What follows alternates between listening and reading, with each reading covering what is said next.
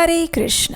अक्सर हम कहते रहते हैं अभी तो बहुत समय है, कल कर लेंगे, बाद में कर लेंगे, अगले सोमवार से पूजा करेंगे, अगले महीने से कथा सुनेंगे, थोड़ा समय मिलेगा तो भगवान को याद करेंगे। लेकिन समय कभी बताकर नहीं जाता कि अब वो समाप्त होने जा रहा है। जीवन की सबसे बड़ी विडंबना यही है कि हम बहुत सी चीज़ों को खोने के बाद उनकी कीमत समझ पाते हैं, लेकिन समय को खोने के बाद उसे वापस कभी नहीं पाया जाता। और इसीलिए आज का ये समय बहुत कीमती है। आज की प्रत्येक वर्तमान क्षण हाथ से फिसलती रेत के समान फिसलती जा रही है। तो चलिए इसे व्यर्थ में ना जाने दें।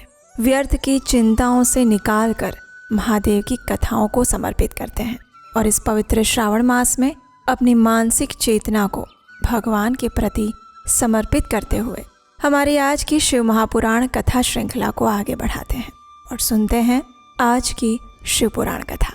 आइए आज की कथा आरंभ करते हैं। सूत गोस्वामी ने कहा, हे ब्राह्मणों, अब मैं परमात्मा शिव के नागेश नामक परम उत्तम ज्योतिर्लिंग के विषय में सुनाऊंगा। दारुका नाम से एक राक्षसी थी। वो पार्वती के वरदान से सदैव अभिमान में भरी रहती थी। अत्यंत बलवान राक्षस दारुक उसका पति था। उसने अनेकों राक्षसों के साथ वहाँ सत्पुरुषों का संहार मचा रखा था। वह लोगों के यज्ञ और धर्म का नाश करता फिरता था। पश्चिम समुद्र के तट पर उसका एक वन था जो संपूर्ण समृद्धियों से भरा रहता था। उस वन का विस्तार सभी ओर से 16 योजन था। दारुका अपने विलास के लिए जहाँ जाती थी वही भूमि, वृक्ष और अन्य सभी उपकरणों से युक्त वो वन भी चला जाता था। देवी पार्वती ने उस वन की देखरेख का भार दारुका को सौंपा था।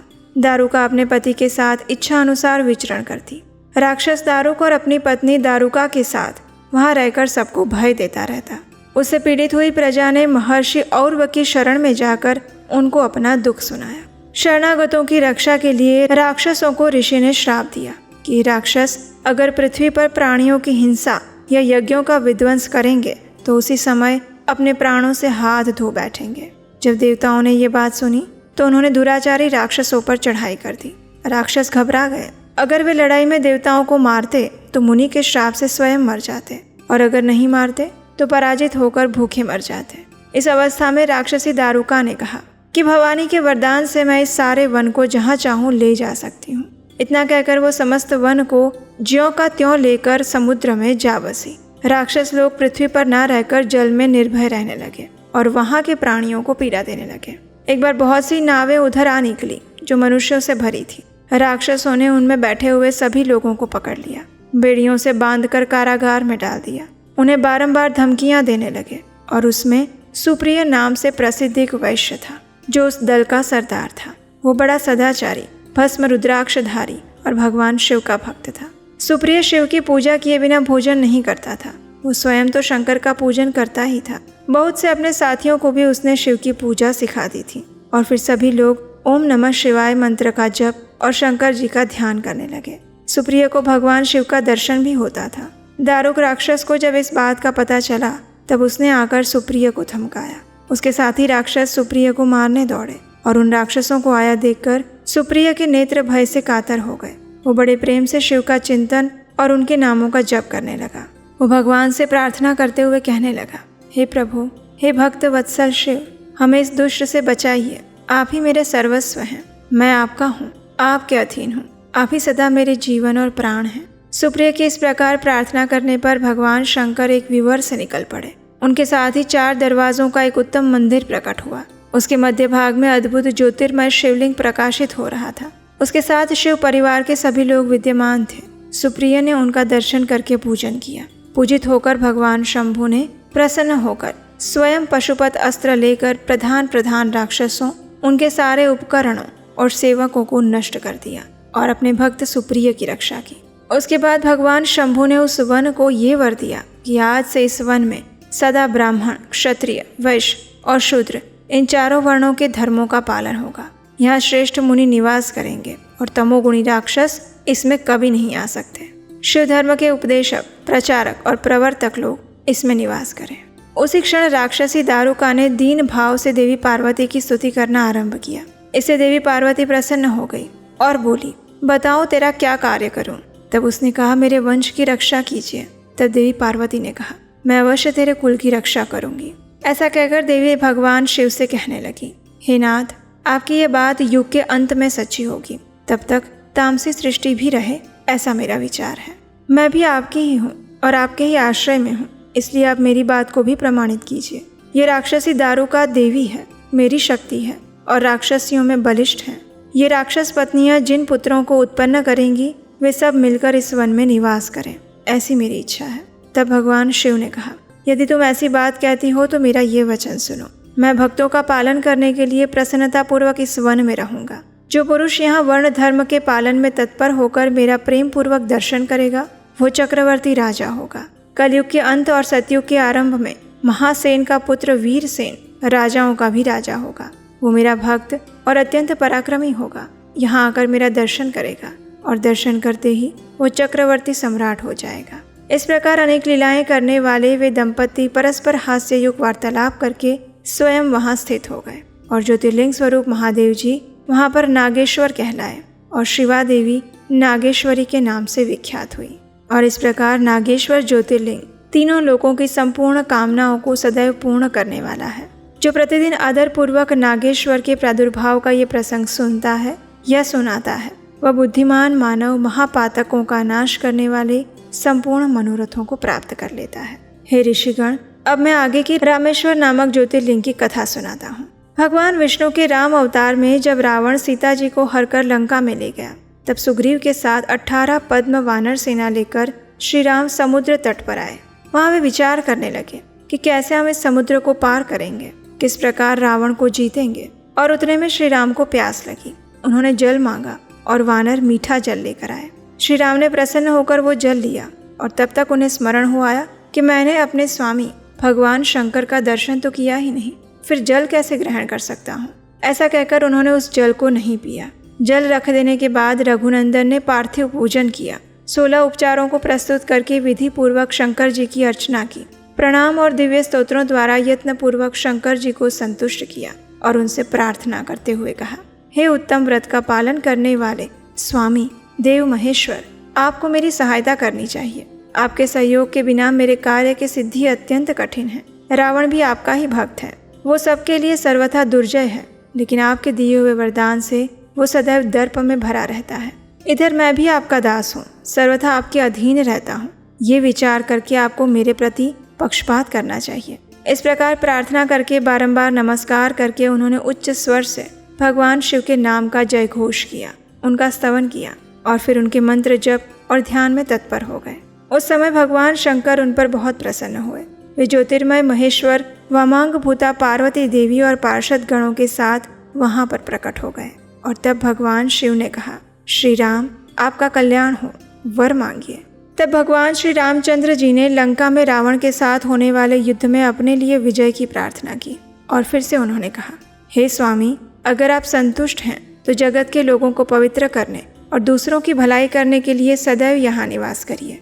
श्री राम के ऐसा कहने पर भगवान शिव वहाँ पर ज्योतिर्लिंग स्वरूप में विराजमान हो गए और तीनों लोकों में वे रामेश्वर के नाम से प्रसिद्ध हुए। उनके प्रभाव से अपार समुद्र को अनायास पार करके श्री राम ने रावण आदि राक्षसों का संहार किया और अपनी प्रिया सीता को प्राप्त कर लिया।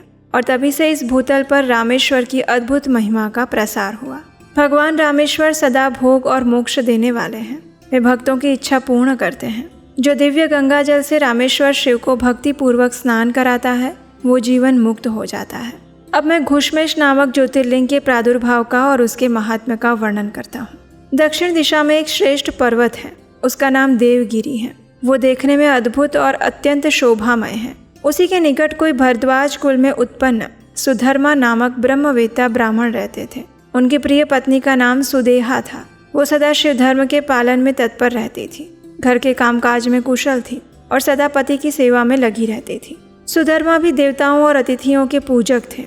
तीनों काल की संध्या करने से उनकी कांति सूर्य के समान उद्दीप्त थी। वे वेद शास्त्र के मर्मज्ञ और शिष्यों को पढ़ाया करते थे। धनवान होने के साथ ही बड़े दाता भी थे। वे स्वयं शिव भक्त थे और शिव भक्तों से प्रेम रखते थे। ये सब कुछ होने पर भी उनके पास कोई संतान नहीं थी। उन्हें पुत्र प्राप्त अभी तक नहीं हुआ था और इससे ब्राह्मण को दुख नहीं होता था, लेकिन उनकी पत्नी बहुत दुखी रहती थी। पड़ोसी और दूसरे लोग भी उसे ताना मारा करते थे। वो अपने पति से बार बार पुत्र के लिए प्रार्थना करती थी। पति उसको ज्ञान उपदेश देकर समझाते थे, लेकिन उसका मन कभी नहीं मानता था। अंततोगत्वा ब्राह्मण ने कुछ उपाय किया, लेकिन वो सफल नहीं हुआ। तब ब्राह्मणी ने अत्यंत दुखी होकर बहुत विनयपूर्वक हठ करके अपनी बहन घुष्मा से पति का दूसरा विवाह करवा दिया। विवाह से पहले सुधर्मा ने उसको समझाया कि इस समय तो तुम बहन से प्यार कर रही हो, लेकिन जब इसके पुत्र हो जाएगा तब इससे स्पर्धा करने लगोगी। तब उस पत्नी ने वचन दिया कि मैं अपनी बहन से कभी डाह नहीं करूंगी। विवाह हो जाने पर घुष्मा दासी की भांति बड़ी बहन की सेवा करने लगी। सुदेहा भी उसे बहुत प्यार करती रही। घुष्मा अपनी शिव भक्ति बहन की आज्ञा से नित्य 101 पार्थिव शिवलिंग बनाकर विधि पूर्वक पूजा करने लगी। पूजा करके वो निकटवर्ती तालाब में उसका विसर्जन कर देती थी। शंकर जी की कृपा से उसके एक सुंदर, सौभाग्यवान और सद्गुण संपन्न पुत्र प्राप्त हुआ। घुष्मा का मान बढ़ने लगा और इससे सुदेहा के मन में ईर्ष्या उत्पन्न हुई। समय आने पर उस पुत्र का विवाह हुआ। अब पुत्रवधू भी घर में आ गई और अब तो और भी वो जलने लगी। उसकी बुद्धि भ्रष्ट हो गई और एक दिन उसने रात्रि में सोए हुए पुत्र को छुरे से उसके शरीर के टुकड़े टुकड़े करके मार डाला। उसके कटे हुए अंगों को उसी तालाब में ले जाकर डाल दिया जहाँ घुष्मा प्रतिदिन पार्थिव लिंगों का विसर्जन करती थी। पुत्र के अंगों को उस तालाब में फेंक कर वो लौट आई और घर में सुखपूर्वक सो गई।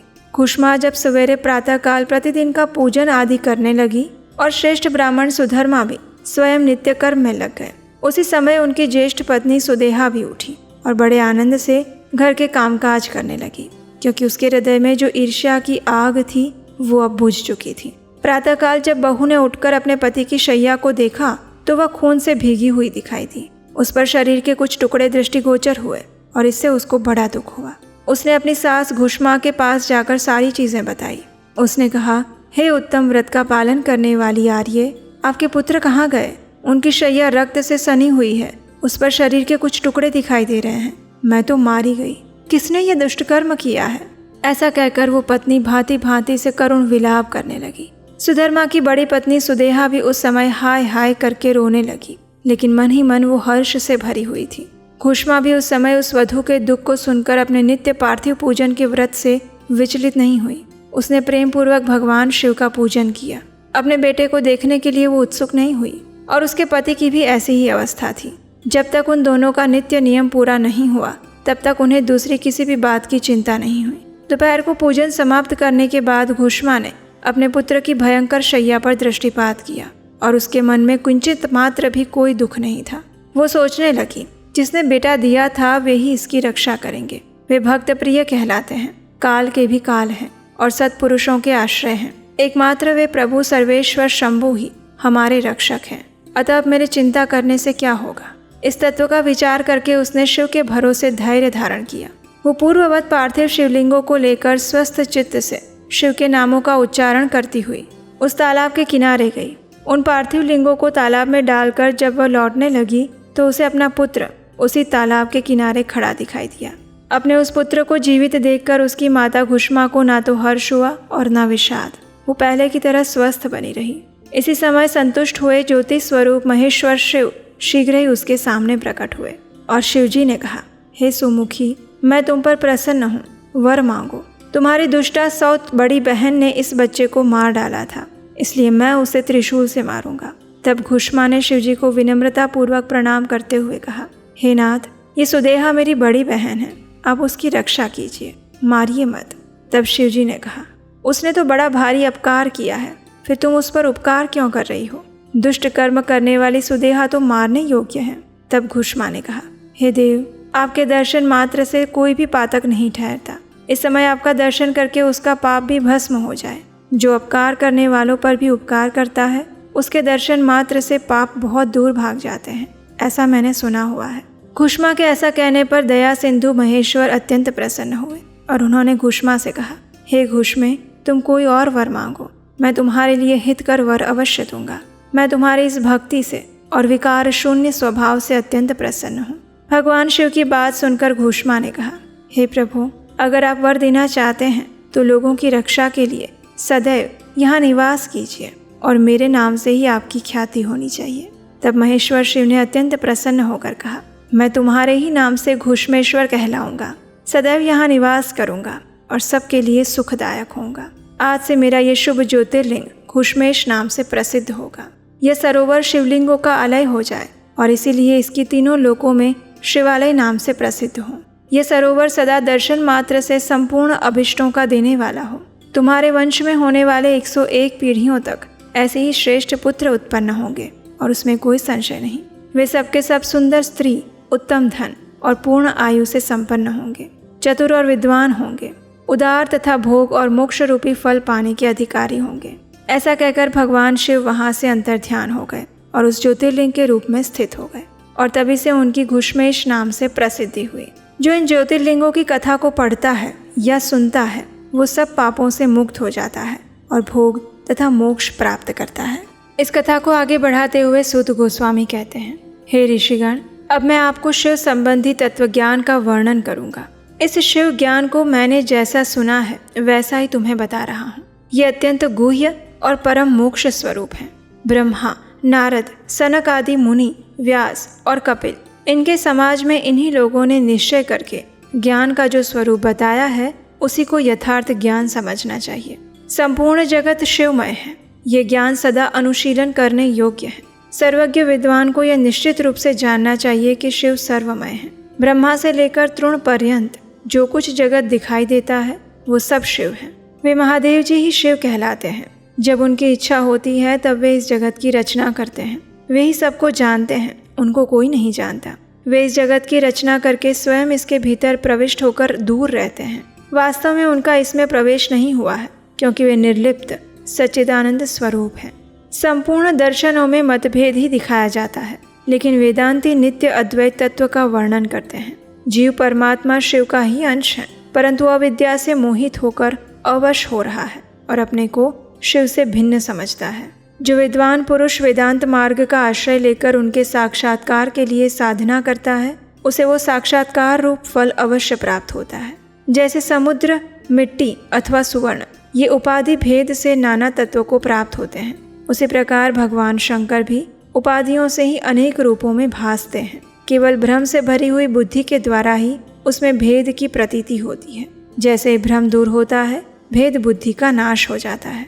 जब बीज से अंकुर उत्पन्न होता है तब वो नानात्व को प्रकट करता है और फिर अंत में वह बीज रूप में ही समाहित होता है। ज्ञानी बीज रूप में ही स्थित है और नाना प्रकार के विकार अंकुर रूप हैं। उन विकार स्वरूप अंकुरों की निवृत्ति हो जाने पर पुरुष फिर से ज्ञानी रूप में स्थित हो जाता है। कर्मों के भोग में लिप्त होने के कारण जीव तुच्छ है और निर्लिप्त होने के कारण शिव महान है। जैसे एक ही सुवर्ण आदि चांदी आदि से मिल जाने पर कम कीमत का हो जाता है, उसी प्रकार अहंकार युक्त जीव अपना महत्व खो देता है। पहले सद्गुरु को प्राप्त करके भक्ति भाव से युक्त होकर शिव बुद्धि से उनका पूजन और स्मरण करना चाहिए। गुरु में शिव बुद्धि करने से सारे पाप आदि मल शरीर से निकल जाते हैं। उस समय अज्ञान नष्ट हो जाता है और मनुष्य ज्ञानवान हो जाता है। उस अवस्था में अहंकार मुक्त निर्मल बुद्धि वाला जीव भगवान शंकर के प्रसाद से पुनः शिव रूप हो जाता है। जैसे दर्पण में अपना रूप दिखाई देता है उसी तरह उसे सर्वत्र शंभु का साक्षात्कार होने लगता है। गुरु की कृपा से ज्ञान प्राप्त हो जाने पर मनुष्य निश्चय ही मुक्त हो जाता है। इसलिए जो समझदार है उसे सदा शंभु का ही भजन करना चाहिए। जो अनन्य भक्ति से युक्त होकर शंभु का भजन करता है उसे अंत में अवश्य ही मोक्ष प्राप्त होता है। हे द्विजों, जो नास्तिक है, श्रद्धाहीन है और शठ है, जो भगवान शिव का भक्त नहीं और इस विषय को सुनने की इच्छा नहीं रखता है, उसे इस तत्वज्ञान का उपदेश नहीं देना चाहिए। व्यास जी ने इतिहास, पुराणों, वेदों और शास्त्रों का बार बार विचार करके उनका सार निकालकर मुझे उपदेश दिया है। इसका एक बार श्रवण कर लेने मात्र से सारे पाप भस्म हो जाते हैं। अभक्त को भक्ति प्राप्त होती है और भक्त की भक्ति बढ़ती है। दोबारा इसे सुनने से उत्तम भक्ति प्राप्त होती है और तीसरी बार उसे सुनने से मोक्ष प्राप्त होता है। और इसलिए भोग तथा मोक्ष रूप फल की इच्छा रखने वाले लोगों को इसका बार बार श्रवण करना चाहिए। यह शिव विज्ञान भगवान शंकर को अत्यंत प्रिय है और इस प्रकार मैंने शिव पुराण की ये चौथी आनंददायिनी और परम पुण्यमयी संहिता कही है, जो कोटि रुद्र संहिता के नाम से विख्यात है। जो पुरुष एकाग्र चित्त होकर भक्ति भाव से इस संहिता को सुनेगा या सुनाएगा वो समस्त भोगों का उपभोग करके अंत में परम गति को प्राप्त कर लेगा। और इसके साथ ही हमारी कोटि रुद्र संहिता संपूर्ण होती है। और आज की हमारे शिव महापुराण कथा को भी हम यहीं पर विराम देंगे। इस शिव महापुराण कथा की अगली संहिता के साथ हम आपसे मिलेंगे कल प्रातःकाल। भगवान शिव की तरह हमेशा शांत, धीर और गंभीर रहना चाहते हैं, लेकिन मन बार बार परेशान करता रहता है। ओवर थिंकिंग से थक चुके हैं और इमोशंस तो इतना ज़्यादा ऊपर नीचे हो जाता है कि पूछो मत। मेडिटेशन डेली शुरू करते हैं लेकिन कंसिस्टेंसी नहीं बन पाती है। गुस्सा तो इतना आ जाता है कि बस पूछो मत। अगर इन सभी प्रॉब्लम से आप भी गुजर रहे हैं तो ये कोर्स आपके लिए है। हम आपके लिए लेकर आए हैं एक स्पेशली डिज़ाइन क्यूरेटेड कोर्स जिसका नाम है द शिवा कोड, जिसके अंदर हम भगवान शिव को तत्वतः जानने का प्रयास करेंगे। उसके अलावा भगवान शिव के जीवन से हम अपनी लाइफ में प्रैक्टिकली क्या सीख सकते हैं वो भी हम जानेंगे। मेडिटेशन को सरल कैसे बनाया जा सकता है, अपने इमोशंस को कैसे कंट्रोल किया जा सकता है, और भगवान शिव के पास टाइम से हमें क्या शिक्षाएं मिल रही हैं। और उसके अलावा 5 माइक्रो हैबिट्स जो आप अपने जीवन में भगवान शिव के जीवन से उतार सकते हैं। लिमिटेड टाइम ऑफर है तो जल्दी से जाइए, नीचे डिस्क्रिप्शन बॉक्स में लिंक दिया गया है।